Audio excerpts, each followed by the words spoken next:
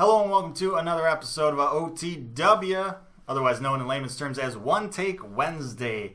Now this is a series of videos I do every single week where I discuss a hockey-related topic and I do it in a single take, hence the name. That means no jump cuts, no edits, no nothing. Just straight up raw footage for your viewing pleasure. Now this week I want to talk about a little something called Cup Chasers. I know what you're thinking. Keep it PG. We're talking about the Stanley Cup here. We're talking about older veteran guys leaving a long-term team and going to a new team to try and etch their name in history. Get their name on the cup. Get a ring. Get a championship. And this is nothing new to hockey. This isn't unique to hockey. Pretty much every professional sport has this. Now, it's unique to hockey in terms of the championship trophy being a cup. But beyond that, it's pretty common. Pretty common in professional sports. Because you have just such a limited career window. It's not like us regular people, regular folks with jobs where we're working for most of our lives and there's not really a championship involved. And you don't move on to something else for the most part. You get what I'm saying. But for them, it's, you got to do what you can with the athletic time that you have in your life. And so when you get older and you haven't won a cup yet, and you're thinking, okay, well, I got to try something different. Try something to achieve my ultimate goal.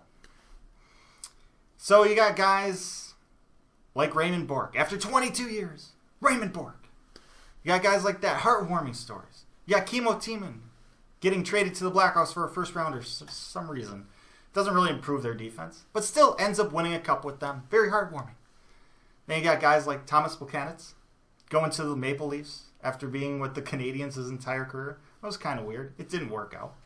You got guys like Marian Hossa, who flipped from team to team. Who's on the Penguins, lost to the Red Wings in the Stanley Cup final, then signed a one-year deal with the Red Wings, lost to the Penguins in the Stanley Cup final, then signed with the Blackhawks long-term, ended up winning 3 cups with them. But imagine if he would have lost his third straight Stanley Cup final. That would have been pretty tragic. Now, Marian Hossa was more in the prime of his career when he did that. He wasn't really at the very end of his career.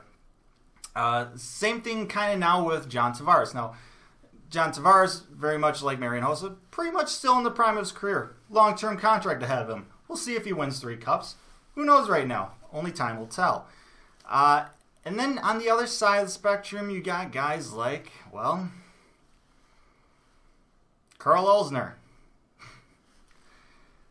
He's with the Washington Capitals forever. We all know Ovi's been with the Capitals forever. Finally lifts the cup this year. But before the year, Karl Alzner's like, you know what? I want to go. I want a better chance at winning a cup. So he goes to Montreal. I guess that was the reason. That's what he says, at least. Of course, Montreal has a terrible year last year. Washington goes on to win the Stanley Cup for the first time in franchise history. And now Karl Alzner has been waived by his team. It's funny how things work. You have this plan to go to a new team to win. You could be like a Jerome McGinley, a guy, a fantastic player, jumps from team to team, may never win the Stanley Cup. You could be the best player in the world. You could be a Connor McDavid and never win a Stanley Cup. Meanwhile, you could be a John Scott.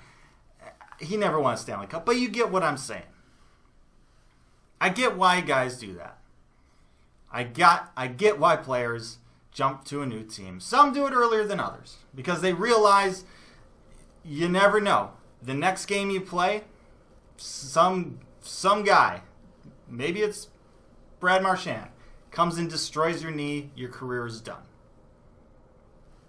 Your career can end in an instant. So why not give yourself the best opportunity as possible?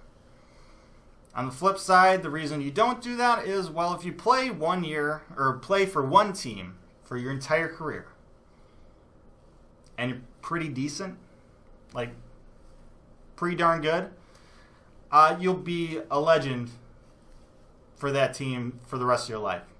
You'll be ambassador, you'll be selling autographs, you'll be getting your number retired possibly. There's so many things beyond your career in hockey that can happen for you if you do that.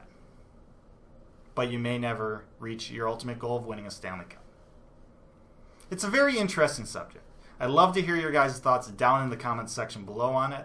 Like, share, and subscribe. I appreciate that as always. But most importantly, stay safe, make good decisions. I'll see you next time.